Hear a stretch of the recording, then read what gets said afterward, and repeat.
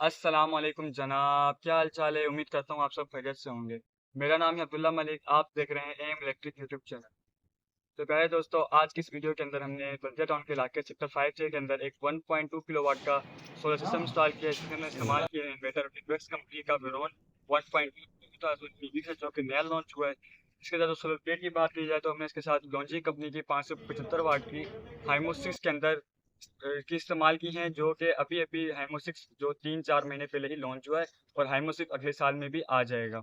इसका जो बैटरी इस्तेमाल की गई है वो TX1800 इस्तेमाल की गई है। इसका हमने 3 फिल्टर का इस्तेमाल किया, क्योंकि इसकी जो वोल्टेज रेंज है वो 60 से स्टार्ट होती है, तो हमें मैक्सिमम 1200 वाट देने की सलाहियत रखता है। इसके अलावा अगर फ्रेम की बात की जाए तो इस पे एंगल वाला फ्रेम बनाया है, जिस पे 3 पैनल लगने हैं। तो फाइनली इन तीनों पैनल को फ्रेम के ऊपर स्टील के नट बोल्ट के साथ फिक्स कर दिया है। तो जो उनके कनेक्शन उन सबको आपस में सीरीज़ के साथ कनेक्ट किया है। अगर मैं हाइमो 6 के बारे में बताऊं तो जिससे पहले जो पुराने मॉडल थे हाइमो 5 के अंदर, उसके अंदर उसके बिल्कुल फ्रंट ग्लास पे ही उसकी सोल्डरिंग वाली वायर होती थी, जो कि नज़र आ रही होती थी, जिसका साया उस सेल में पड़ता था। लेकिन हाइमो 6 के अंदर वही लकीर, वही सोल्डरिंग इसकी बैक साइड पे की जाती है, जिसकी वजह इस पूरे सेल पे धूप पड़ती है और इसकी एफिशिएंसी बढ़ जाती है। और जब इन्वर्टर को अनबॉक्स करते हैं तो इसके साथ बैटरी की वायर और इसके साथ वारंटी कार्ड मिलता है, और फिर इन्वर्टर मिलता है, जो कि एक अच्छी पैकिंग में होता है। इससे पहले 1.2 किलोवाट के इन्वर्टर में बहुत से फॉल्ट थे, जिनमें एक पुराने इन्वर्टर बहुत हीट होता था, लेकिन इस इन्वर्टर में ऐसी कोई प्रॉब्लम नहीं है। तो अभी ये इन्वर्टर और डीबी बॉक्स को फिट कर दिया है।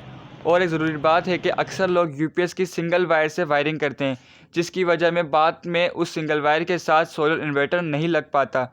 उसके कुछ वजूहत है, एक तो उसका बिल कंट्रोल नहीं होता, और बाज़ दफ़ा सोलर इन्वर्टर जल जाता है।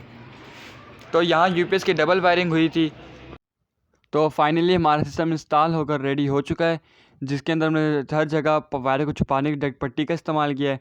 उसके अलावा इसकी मेन चैनल के ज़रिए हमने मेन डीबी बॉक्स तक वायर को पहुंचाया है, और उसके बाद डीबी बॉक्स का इस्तेमाल किया है, जिसमें सबसे पहले वापटा इंडिकेशन लाइट, सोलर की आउटपुट और आउटपुट का इंडिकेशन, साथ चेंज है जो मैनुअली स्विचिंग का काम करेगा।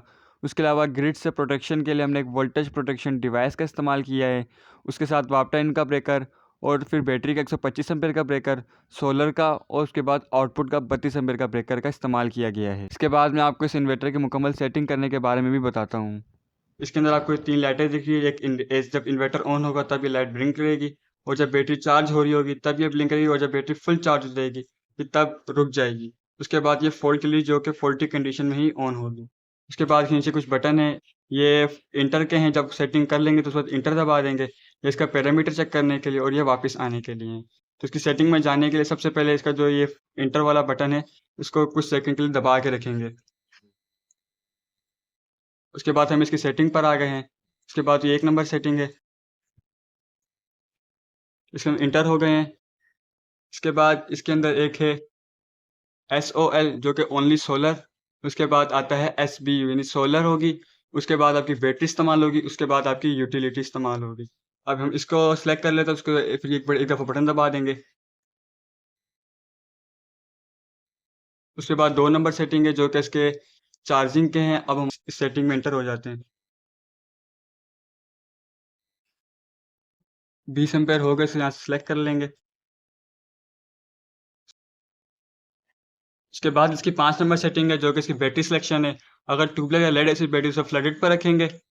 अगर आपके पास ड्राई बैटरी है तो उसे आप AGM के ऊपर रखेंगे, और अगर आप चाहते हैं कि इसको मैं अपनी मर्जी के मुताबिक चार्ज कराऊं, तो उसके लिए फिर आपको यूज़र डिफाइंड पर रखना होगा।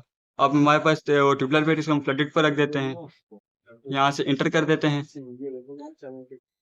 6 नंबर सेटिंग है, जो कि इसके अगर ओवरलोड होता है, अगर आप चाहते हैं ओवरलोडिंग में ऑटो रिस्टार्ट से इन्वर्टर जलने के खदशात होते हैं, तो इसको आप फिर इनेबल ही रखें। जैसे ही ओवरलोड होगा इन्वर्टर बंद हो जाएगा। उसके बाद अगली सेटिंग है ओवर टेम्परेचर की। अगर ओवर टेम्परेचर होता है तो भी तब भी ये बंद हो जाएगा।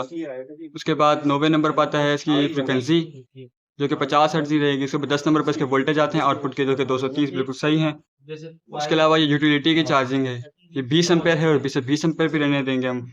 उसके बाद ये मोस्ट इंपॉर्टेंट है 12, क्योंकि ये रियल टाइम शेयरिंग नहीं करता। तो हम इस वोल्टेज को थोड़ा बढ़ा देते हैं, उनको रात को बैकअप चाहिए होता है। उसको हम बढ़ा देते हैं।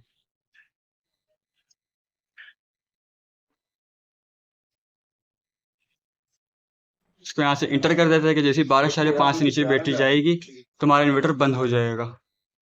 उसके बाद 13 नंबर सेटिंग है कि हमारी बैटरी कितने से ऊपर जाए तो हमारा इन्वर्टर ऑन हो जाए, 13.5 पर रहने देंगे। उसके बाद 13 नंबर सेटिंग है, अगर आप इसको सिर्फ और सिर्फ सोलर और यूटिलिटी दोनों से चार्ज करना चाहते हैं तो SNU रखेंगे।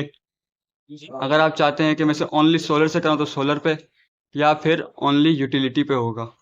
इसे अभी मैं दोनों से चार्ज करता हूँ, मैं से सोलर और यूटिलिटी दोनों रख देता हूँ। सोलर और यूटिलिटी दोनों हो गया, सोलर एंड यूटिलिटी। इसे एंटर कर देते हैं, गो। तो अभी हमारे शिरोज भाई हैं जिनको हमने 1.2 सिस्टम इंस्टॉल करके दिया है। अब हम इससे पूछ रहे सिस्टम क्यों लगाया और इस पर क्या क्या चलाते हैं, उनको हमारा किस तरह काम लगा है, उसके अलावा इनकी टोटल कितनी कॉस्ट आई। अस्सलाम वालेकुम, मेरा नाम है शेरोज संगोली। इन भाई का नाम है अब्दुल्ला भाई। अब्दुल्ला भाई से हमारी बात हुई है ऑनलाइन। हमने अब्दुल्ला भाई को बुलाया तो अब्दुल्ला भाई ने हमें सोलर सिस्टम लगा के दिए। तो बेहतरीन लगा के दिए, अच्छा काम करके दिए, साफ सुथरा काम करके दिए। हमने सोलर इस वजह से लगाया कि बिजली का बिल ज़्यादा आ रहा था हमारा, तो अभी बिजली का बिल ये है हमारा कम आ रहा है। ठीक है, आप लोग भी लगवाएं सोलर सिस्टम, जितना हो सके उतनी प्लेटें लगाएं। अच्छा चल रहा है, बैकअप अच्छा दे रहा है हमारे को। और हमारी जो कॉस्ट आई है 3.5 लाख रुपए आई है कॉस्ट। और तो उम्मीद करता हूँ आपको ये वीडियो अच्छी लगी होगी। इस चैनल को सब्सक्राइब करें क्योंकि मैं इस तरह की वीडियोस चैनल पे लाता रहूँगा। और आपका कोई भी सवाल हो तो आप वो कमेंट बॉक्स में पूछ सकते हैं। तब तक के लिए अल्लाह हाफिज़।